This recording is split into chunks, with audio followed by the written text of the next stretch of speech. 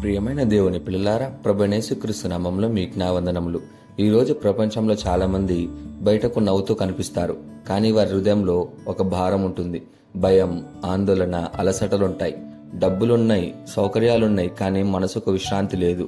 అలాంటి వారి కోసమే యేసయ్య ఈ రోజు ఒక గొప్ప ఆహ్వానం ఇస్తున్నాడు.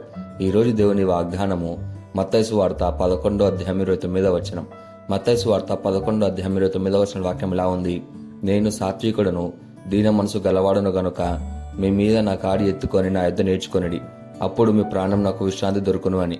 ప్రియమైన సహోదరి సహోదరులారా, ఈ మాటలను యేసయ్య ఎప్పుడు చెప్పాడంటే, ప్రజలు ధర్మశాస్త్ర భారం, పాప భారం, అలాగే జీవిత భారాలు మోస్తూ అలసిపోయిన సమయంలో, ఆ కాలంలో నాయకులు ప్రజలపై ఎన్నో నియమాలు పెట్టేవారు. ఇది చేయాలి, ఇది చేయకూడదు అని. ప్రజలు దేవుని దగ్గరికి ఆనందంతో కాకుండా భయంతో వచ్చేవారు.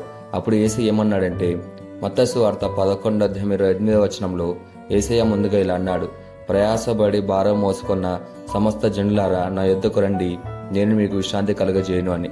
ఆ తర్వాత ఈ వాక్యం చెప్పాడు: నా కాడి ఎత్తుకొనిడి, నా యొద్దకు నేర్చుకొనిడి అని. ఆ కాలంలో 2 ఎద్దులను ఒక్క కాడితో కట్టేవారు. ఒక అనుభవం ఉన్న ఎద్దు, ఇంకొకటి చిన్న ఎద్దు. చిన్నది పెద్దదాని మీద నడవడం నేర్చుకుంటుంది. యేసయ్య ఏమంటున్నాడంటే, నీ జీవితాన్ని నాతో కలుపు, నేను నిన్ను నడిపిస్తాను అని. యేసయ్య ఇలా కూడా అన్నాడు: నేను సాత్వికుడను, దీన మనసు గలవాడను అని.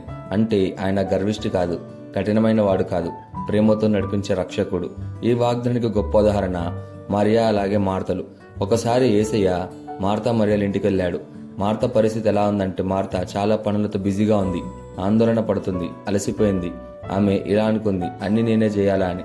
కానీ మరియా యేసయ్య పాదాల దగ్గర కూర్చుంది, ఆయన మాటలు వింటుంది. ఆమె యేసయ్య దగ్గర విశ్రాంతి పొందింది. మార్త యేసుతో ఎలా చెప్పింది: ప్రభువా, నా చెల్లెలు నాకు సహాయం చేయడం లేదు అని.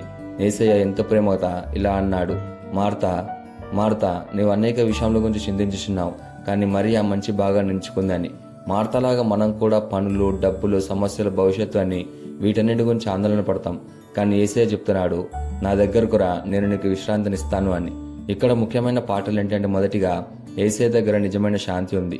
ప్రపంచం టెంపరరీ ఆనందాన్ని ఇస్తుంది, కానీ యేసయ్య హృదయ విశ్రాంతినిస్తాడు. రెండోదిగా, మన భారాలను ఆయనకి ఇవ్వాలి, అన్ని మనమే మోసుకోవాల్సిన అవసరం లేదు. మూడోదిగా, యేసు నుండి నేర్చుకోవాలి. సాత్వికం, వినమ్రత, ప్రేమ అన్ని యేసయ్య దగ్గర నేర్చుకోవాలి. నాలుగోదిగా, యేసయ్యతో నడిచే జీవితం తేలికవుతుంది. ఈ వాగ్దానాన్ని మన జీవితానికి ఎలా తీసుకోవాలంటే, మొదటిగా యేసయ్య దగ్గరకు రావాలి, దూరంగా కాదు. రెండోదిగా, ప్రార్థనలో సమయాన్ని గడపాలి, అక్కడే విశ్రాంతి దొరుకుతుంది.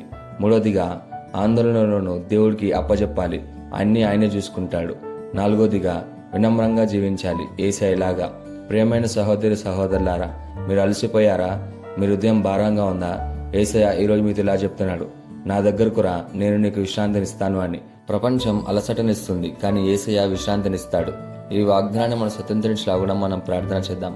మమ్మల్ని మిక్కిలిగా ప్రేమించిన ప్రియా పరలోకపు తండ్రి, నీకే కృతజ్ఞతాస్తుతులు, వందనాలు చెల్లించుకుంటున్నాం ప్రభువా.